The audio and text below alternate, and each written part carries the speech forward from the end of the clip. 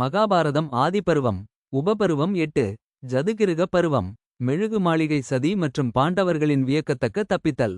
Saudi முனிவர் சொன்னார், முனிவர்களே, இப்போது நான் உங்களுக்கு மகாபாரதத்தின் ஒரு திருப்புமுனையான கதையை சொல்கிறேன். பாண்டவர்களின் வளர்ச்சியைக் கண்டு துரியோதனன் பொறாமை தீயில் வெந்தான். அவன் தனது மாமா சகுனி மற்றும் கர்ணனுடன் சேர்ந்து ஒரு கொடிய திட்டத்தை தீட்டினான். துரியோதனன் தனது தந்தை திருதராஷ்டிரனிடம் சென்று பாண்டவர்களை வாரணாவதம் என்ற நகரில் நடக்கும் ஒரு திருவிழாவிற்கு செல்ல வற்புறுத்த வேண்டும் என்று வேண்டினான்.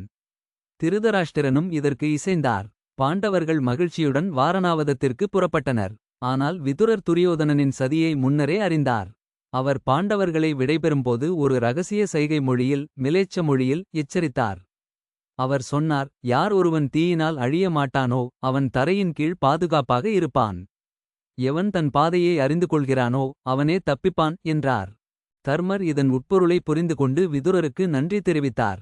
பாண்டவர்கள் வாரணாவதம் சென்றபோது அங்கே புரோசனன் என்ற துரியோதனனின் ஆள் அவர்களை வரவேற்றான். அவன் அவர்களுக்கு தங்க ஒரு மாளிகையை காட்டினான். அந்த மாளிகை பார்ப்பதற்கு அழகாக இருந்தாலும் அது முழுவதும் லக்கு, மெழுகு, நெய் மற்றும் எளிதில் தீப்பிடிக்கக்கூடிய பொருட்களால் ரகசியமாக கட்டப்பட்டது. பாண்டவர்கள் உறங்கும்போது இரவு நேரத்தில் அந்த மாளிகைக்கு தீ வைத்து அவர்களை உயிருடன் எரித்துக் கொல்லுவதுதான் துரியோதனனின் திட்டம். பாண்டவர்கள் அந்த மாளிகையை ஆராய்ந்து அது மரணக்குழி என்பதை உறுதி செய்தனர். விதுரர் சுரங்கம் தோண்டும் ஒரு நிபுணரை ரகசியமாக அங்கே அனுப்பினார். அந்த நிபுணர் மாளிகையின் அடியிலிருந்து அடர்ந்த காட்டுக்கு தப்பி செல்லும் வகையில் ஒரு நீண்ட சுரங்கத்தை அமைத்தார். ஓர் அமாவாசை இரவில் அங்கே ஒரு வேட்டுவப் பெண், நிஷாதப் பெண், தனது 5 மகன்களுடன் உணவருந்திவிட்டு உறங்கிக் கொண்டிருந்தாள்.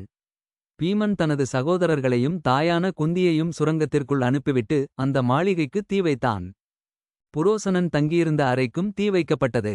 மாளிகை முழுவதும் பெரும் சத்தத்துடன் வெடித்து எரிந்தது. மறுநாள் காலையில் மக்கள் எரிந்த மாளிகையைக் கண்டு அழுதனர்.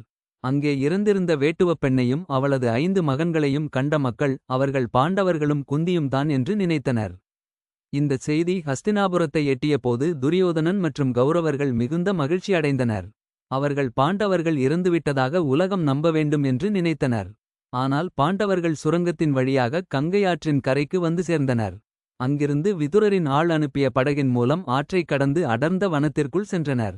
அவர்கள் தங்களது அடையாளங்களை மறைத்துக் கொண்டு அந்தணர்கள் போல வேடமிட்டு வாழ்ந்தனர். இந்த பருவம் தீமை எவ்வளவு சூழ்ச்சி செய்தாலும் தர்மம் ஒரு வழியை கண்டுபிடிக்கும் என்பதை நமக்கு உணர்த்துகிறது. அடுத்த உபபருவத்தில் இடும்பவனம் மற்றும் பீமன் இடும்பனை வென்றது பற்றி விரிவாக காண்போம்.